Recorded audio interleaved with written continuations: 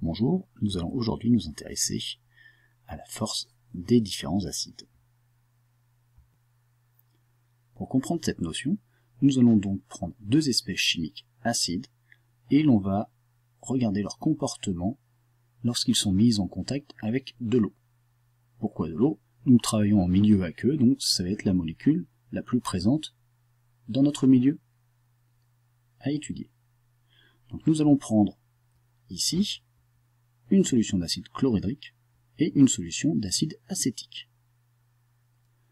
Pour pouvoir comparer ces deux solutions, nous allons donc prendre un même volume de solution, ici 1 litre, et une concentration initiale identique, 1, 10-2 mol par litre. Afin de pouvoir comparer ces deux solutions, nous allons donc mesurer une grandeur caractéristique du milieu. Nous sommes dans la partie acide-base, donc nous allons mesurer le pH afin de comparer ces deux solutions. La première solution aura un pH mesuré de 2 et la deuxième solution de 3,4. On peut déjà commencer par une première remarque, ils ne se comportent pas de la même façon en solution. Ils ont donc une différence. Nous allons donc nous intéresser à la première solution, HCl. Lorsque nous mettons HCl dans de l'eau, HCl est un acide, il va réagir avec H2O qui jouera le rôle de base. HCl va céder son proton à H2O pour former H3O+, plus Cl-. L'objectif que l'on va avoir, ça va être de déterminer la concentration H3O+, à l'état final, afin de pouvoir mesurer le pH théorique. Nous pourrons ainsi comparer le pH théorique au pH mesuré. La première chose, donc nous allons remplir ce tableau d'avancement, donc nous ne nous intéressons pas à la quantité de molécules d'eau, parce que c'est le solvant. Dans une capsule précédente, nous avons vu qu'il y avait 55,6 mol d'eau dans 1 litre, c'est-à-dire que forcément l'eau va être ici en excès. Nous avons une quantité de matière HCl, nous n'avons pas de H3O+, et pas de Cl- à l'état initial. En cours de transformation, vous avez l'avancement qui intervient, donc on a une quantité de initiale moins l'avancement, donc le réactif disparaît au fur et à mesure du temps, et vous avez H3O+, et Cl- qui apparaissent en quantité égale. À l'état final, on remplace le X par Xmax, c'est-à-dire que la transformation se termine lorsque le réactif limitant aura été totalement consommé. Le réactif limitant, c'est forcément HCl, puisque H2O est en excès. La quantité donc finale de NaHCl, elle vaut forcément 0. Nous avons donc Na moins Xmax qui est égal à 0. Grâce à cette relation, nous allons pouvoir déterminer la valeur de Xmax. Na moins Xmax est égal à 0, donc on a forcément Na qui est égal à Xmax, c'est-à-dire que c'est égal à la concentration fois le volume de la solution, le volume de la solution étant égal à 1, on a forcément Xmax qui est égal à 1 10-2 mol. Cette quantité, elle est égale aussi à la quantité de H3O+, fabriquée. On connaît cette quantité, on va donc pouvoir en déduire sa concentration et ainsi mesurer le pH de cette solution. On connaît la concentration en H3O+, le pH est égal à moins log de H3O+, donc nous avons moins log de 1 10-2, c'est-à-dire le pH théorique est égal à 2. C'est bien égal au pH mesuré. Qu'est-ce que cela signifie? Cela signifie que toutes les molécules de HCl se sont transformées au contact de l'eau en H3O+, et en ion Cl-. La réaction est totale. Si un acide subit une transformation totale, cet acide sera dit fort. Donc un acide fort, c'est un acide qui se dissocie totalement. Nous avions pris deux acides, HCl se dissocie totalement, c'est-à-dire que sa réaction avec l'eau est une réaction totale. Cet acide sera un acide fort. Réalisons la même étude avec l'acide acétique, CH3COOH. Et tentons de comprendre la différence entre les deux pH mesurés. Comme précédemment, nous allons prendre la transformation de l'acide acétique avec l'eau et nous allons la considérer comme totale.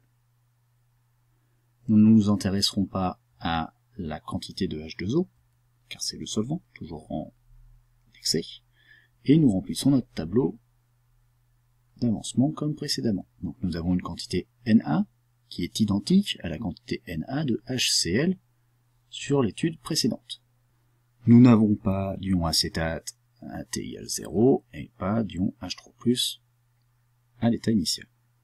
Nous remplissons notre tableau d'avancement en faisant intervenir l'avancement, donc on a Na moins X et les deux produits apparaîtront avec une quantité X. À l'état final, nous remplaçons le X par Xmax. Le réactif limitant est forcément l'acide acétique, donc sa quantité à l'état final sera égale à 0, donc nous aurons l'égalité Na moins Xmax est égal à 0. À partir de cette relation, nous allons donc pouvoir en déduire Xmax, comme précédemment, nous aurons un Xmax de 1,10-2 mol. Cette quantité est égale à la quantité de H3O+. Donc nous allons pouvoir déterminer comme précédemment la concentration en H3+, puis en déduire le pH. Donc nous allons avoir la concentration en H3+, qui est égale à Xmax sur le volume de la solution, c'est-à-dire 1,10-2 mol par litre, comme précédemment, et le pH théorique devrait être, comme précédemment, de 2. On remarque que, contrairement à l'étude précédente, ici, le pH théorique n'est pas égal au pH mesuré. Vous aviez un pH mesuré de 3,4. D'où provient cette différence? En fait, nous avons émis l'hypothèse initiale que la transformation était totale. Cette hypothèse est bien sûr fausse. L'état final n'est pas atteint. Xmax n'est jamais atteint. On va remplacer Xmax par Xf. Xf, c'est-à-dire l'avancement final. L'avancement réellement atteint lors de cette transformation. Comment connaît-on ce Xf? Xf sera déterminé à l'aide du pH. En effet, ici, la quantité finale de H3+, est égale à Xf, mais la quantité de H3+, on la connaît, on peut la déterminer à l'aide de la relation 10 puissance moins pH. La quantité donc de H3O+ finale, elle sera égale à 10 moins pH, c'est-à-dire 10 puissance moins 3,4, c'est-à-dire 10-4 mol par litre. On remarque que l'avancement final est inférieur à l'avancement maximum. C'est-à-dire que, en réalité, la transformation n'est pas totale, on aboutira à ce que l'on va appeler un équilibre chimique. Un acide qui ne réagit pas totalement avec l'eau, mais qui aboutit à un équilibre chimique, va être dit acide faible.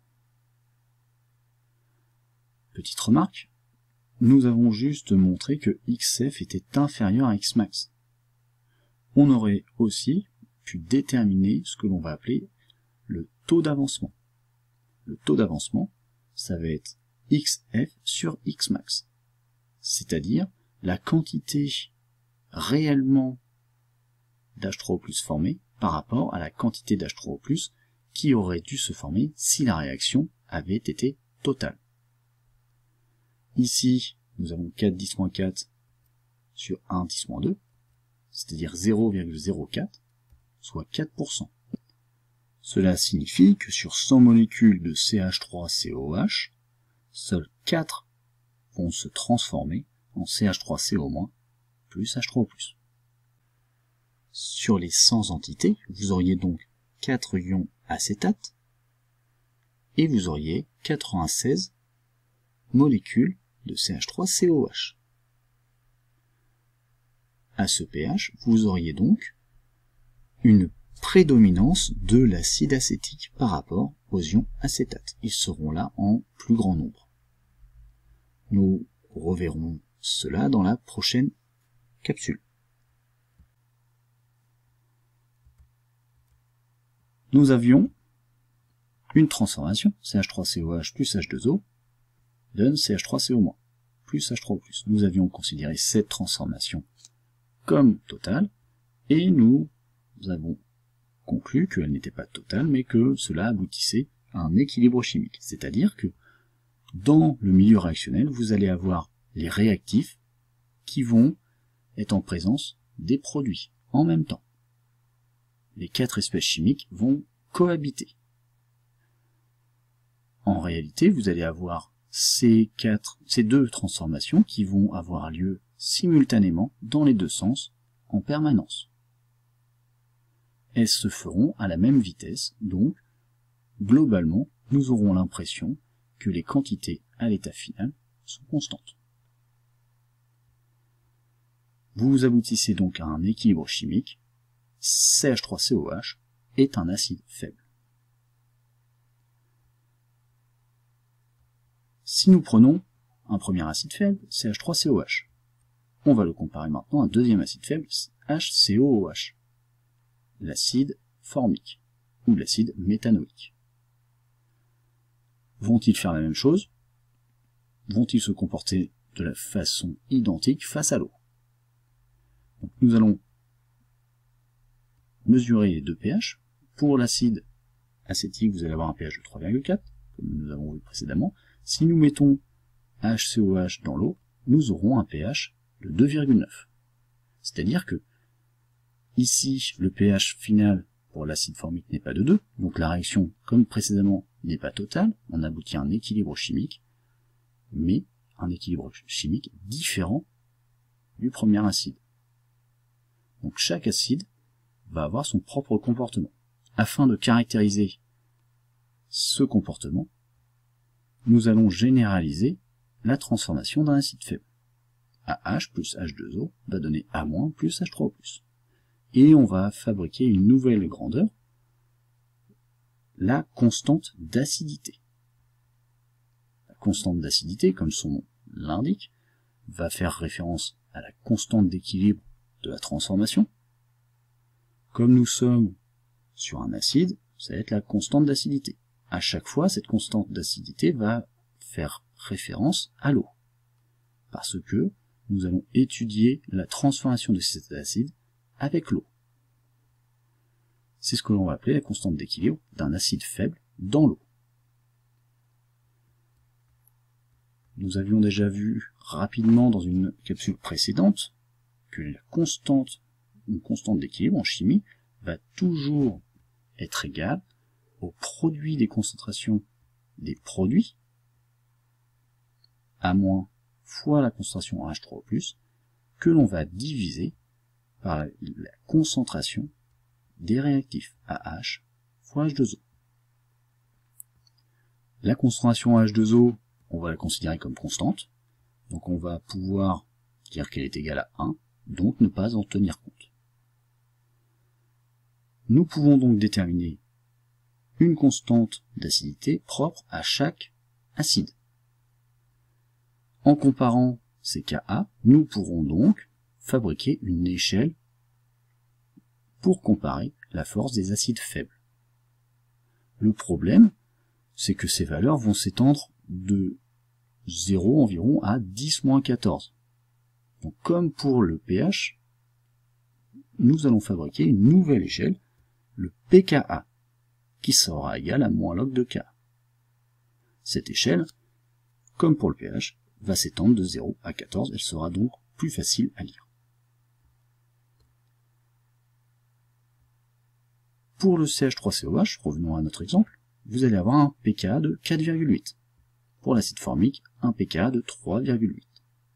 Si nous déterminions, comme précédemment, le taux d'avancement, donc le taux d'avancement, nous avions vu que c'était 4 molécules sur 100 qui se transformaient, pour HCOH, vous allez avoir 0,12. C'est-à-dire que sur 100 molécules d'acide formique, vous aurez 12 molécules qui vont se transformer en HCO- plus H3O+. C'est-à-dire que vous allez avoir plus de H3O+, en solution. Si vous avez plus de H3O+, en solution, vous aurez un pH plus petit. C'est-à-dire que HCOH sera un acide plus fort que CH3COH, vu que son pH sera plus faible. Ainsi, nous pourrons construire une échelle de pKa. Nous avons ici l'acide formique, HCOOH, 3,8. Ici, nous avons l'acide acétique, 4,8. Plus le pKa d'un couple sera petit, plus l'acide faible sera fort. Inversement, pour une base, plus son pKa sera grand, plus la base sera forte.